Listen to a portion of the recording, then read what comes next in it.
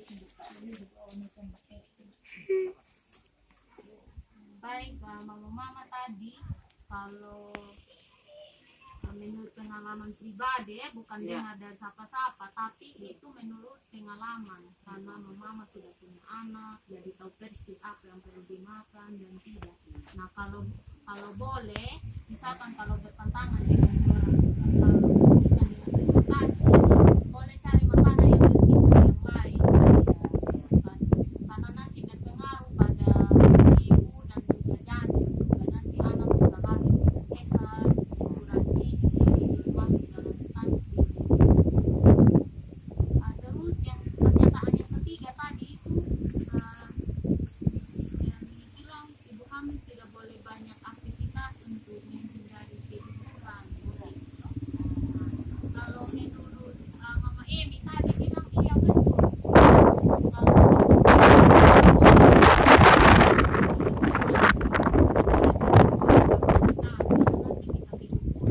Tapi kalau sudah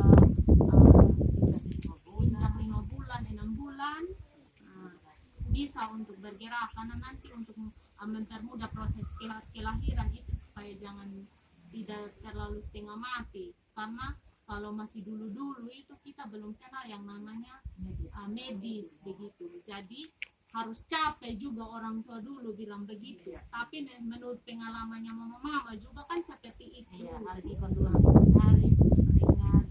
Iya.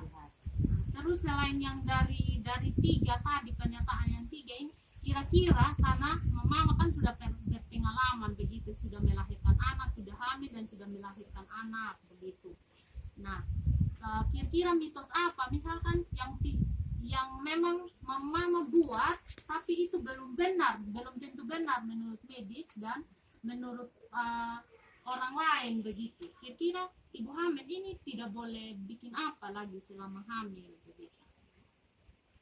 Yang Dharma ini kalau ibu hamil itu memang selama hamil itu ya tidak boleh lah, itu dia punya tekan, tidak boleh bekerja keras. Nah, boleh bekerja di rumah dan keluar juga di pasar boleh. Iya. Itu kan tidak boleh memikul yang berat sebelah. Karena memang kita sebelah gendeng dua, ya tidak boleh untuk bekerja pikul yang berat harus sudah sampai kita menunggu punya kelahiran. Kalau pengalamannya kami memang kalau itu harus besar ya, itu dengan dulu bukan sakit bayi yang kita rasakan, tidak kita yang merasakan. Dan itu tidak boleh lagi kalau sebelum hamil itu bekerja yang keras, itu fokus ini sudah boleh bekerja untuk masuk air keringat, tapi tidak boleh apa yang berat karena tidak mampu lah karena sudah gendeng dua bayi di dalam sudah 1 orang. Tangga kita ya, kalau kita bekerja yang keras misalnya contoh pikul air 20 liter memang tidak bisa 8 liter 10 liter, atau pikul kail yang beratnya 1 junjung memang tidak bisa.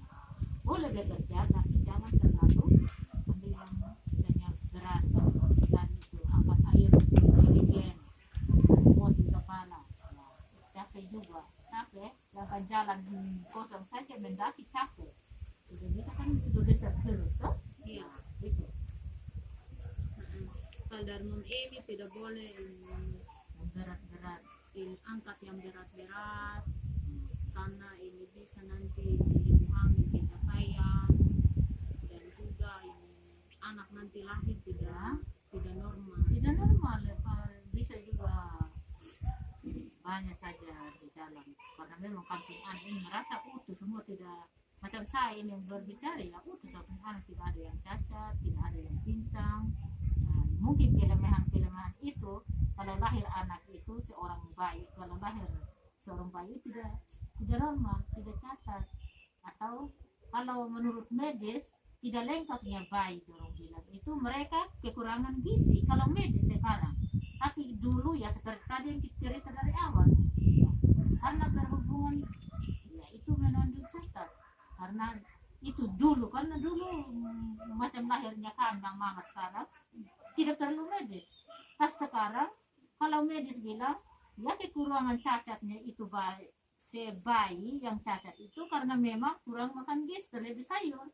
Nah, sayur, telur, kurang protein, segala ikan ya harus makan supaya lengkap, jangan cacat.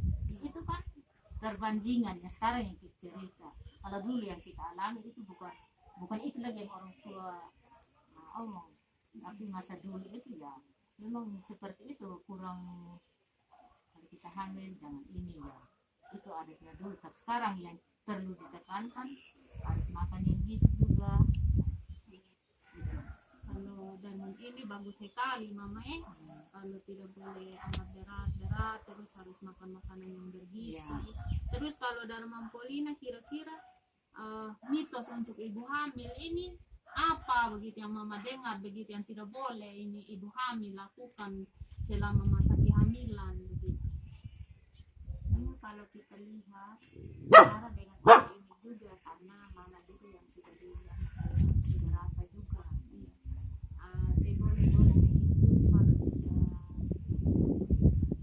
kan macam kehamilan yang dulu kami sebelum medis tapi kita jalan-jalan banyak olahraga sedikit, tapi tidak boleh juga kerja yang terlalu berat. Takutnya kalau kita kerja berat belum sampai umurnya bulan, jadi umurnya lebih baik untuk sampai di bulan yang ke-9. Contohnya kalau bekerja terlalu banyak bergerak yang berat, amat yang berat, paling 7 bulan, 6 bulan, 8 bulan itu minimal kita sudah bersalin. Kalau terlalu banyak yang macam kita kerja yang berat-berat, tidak sesuai kan seimbangi badannya kita dalam kandungannya kita ini, itulah gejalanya itu yang macam kita rasa takut. Jadi cuman kalau di dalam masuk ibu hamil kita kerja pelan-pelan, tidak boleh ampat-ampat. Jadi itu yang kami perlu takutkan yang seperti itu. Kalau kebanyakan kerja berat, gejala ini yang kita sudah alami. Contohnya itu hari saya tidak lari kemana-mana di mama punya pribadi. Anak yang pertama, karena mama baru alami hamil yang pertama, karena masa dulu kan kita masih kerja di sawah, di situ pacul, ini bantu juga bapak-bapak dorong misalnya angkat tinggi kalau kerja di sawah. Pada saat mama itu karena terlalu banyak kegiatan kerja yang berat, akhirnya mama dapat masuk 7 bulan bersalin juga. Maka apa yang mama rasakan di dalam 7 bulan saya bersalin, tapi semua sudah lengkap, tapi ada satu yang belum lengkap macam itu yang kita takut. Jadi mama masuk hamil yang kedua, itu yang sama mama dan bapak pikir